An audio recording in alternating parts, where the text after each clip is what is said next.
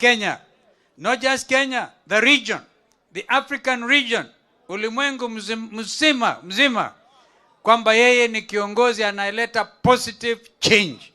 And you cannot get that way from him. Constitution 2010, nilikuwa nasoma leo, vijana someni the opinion by senior counsel. Mimi pia ni wakili senior, sio? Anaitwa Phil Noroji, a respected advocate in our country. He has written an opinion today in the Standard. I'm sure senior counsel Jim Orengo will have read that, and probably that was what he was trying to talk about. Kamba Constitution 2010 is a collective vision as a people, as a country. Nitakoma hapo for the time being. Niwaete mujue sisi, nadhani sijui Mkamba gani amebaki nyuma leo.